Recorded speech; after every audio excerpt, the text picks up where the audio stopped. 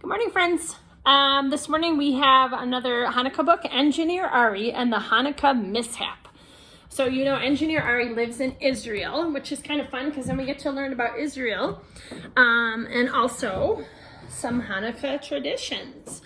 So let's take a look at Engineer Ari and the Hanukkah Mishap. Let's fold it down a little. It's a big book. There we go. Okay.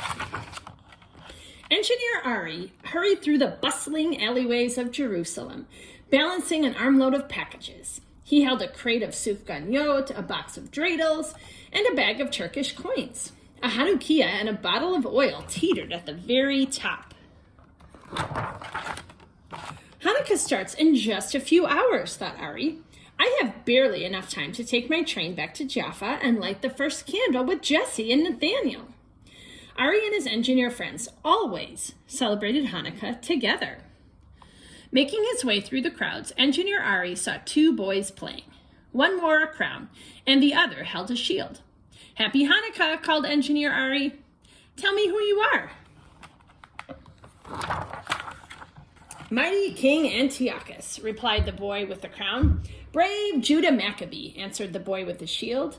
Long, long ago, I stood up to King Antiochus when his army captured the Holy Temple. His brave little army defeated our big one, added the boy with a crown. A great miracle happened here, right in Jerusalem. Engineer Ari left the old city through Zion Gate and followed the winding footpath toward the train station. As he climbed down and up and down, his packages wobbled and he clutched them more tightly. While he passed the new homes near Jerusalem's windmill, he waved to two girls playing dreidel under an olive tree. Happy Hanukkah, he called. Can you tell me the letters on your dreidel? Nun, Gimel, Hey, and Pei, one of the girls called back. That stands for Nes Gadol Hayapo. A great miracle happened here, right here in Jerusalem. When the Maccabees recaptured the Holy Temple, it was in ruins, the other girl continued. They cleaned it until it sparkled and relit the temple's 7-branch menorah.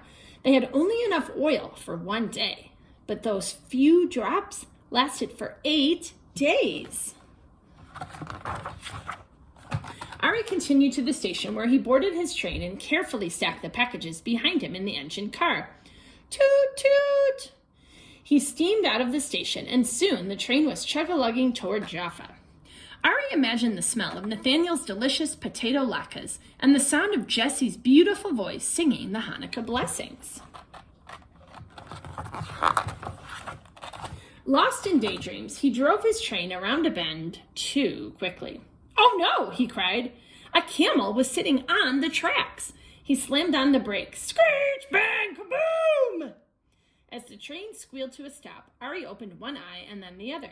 He let out a long sigh of relief. The train had stopped just in time. The camel looked at Engineer Ari and bellowed a loud "Rumph!"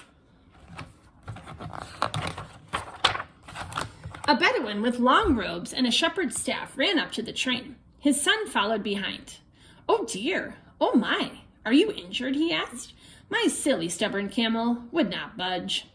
I'm fine, said Engineer Ari, but I fear my train is not. Engineer Ari and the Bedouin inspected the train. The caboose had jumped the tracks.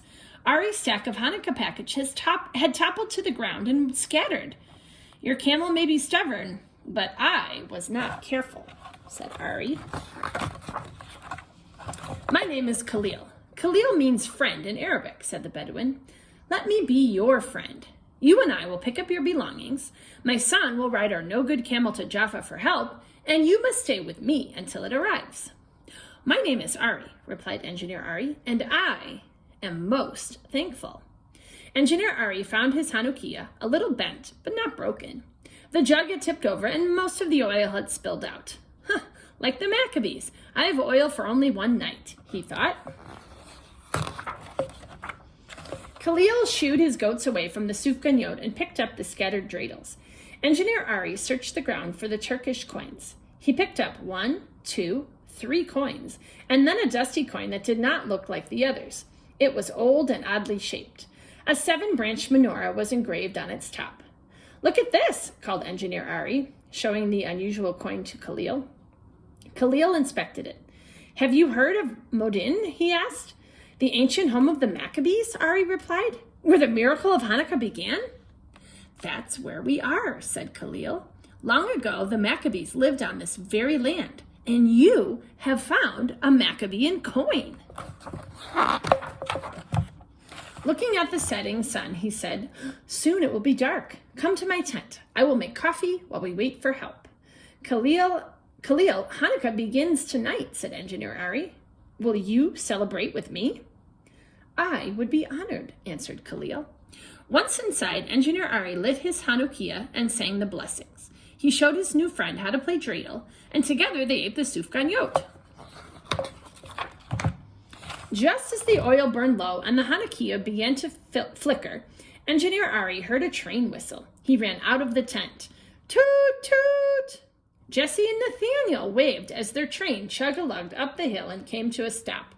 Khalil's son galloped alongside. Are you hurt? Asked Jesse. We were so worried, added Nathaniel. Engineer Ari hugged his two friends and said, I'm safe. I made a new friend. His name is Khalil. We celebrated Hanukkah together on the very spot where the Maccabees once lived. Miracles can still happen, they all agreed. At this, the camel bellowed out a loud harumph. Oh, and then at the end is a picture of the real train that started to go in Jerusalem way back in 1892. So cool. All right, so that was Engineer Ari's Hanukkah ride. And maybe today in the comments, friends, since we're getting close to the end of Hanukkah, you could maybe just tell me what's one of the favorite things that has happened with you and your family this year so far for Hanukkah. All right, I can't wait to hear your stories. We'll see you tomorrow. Bye.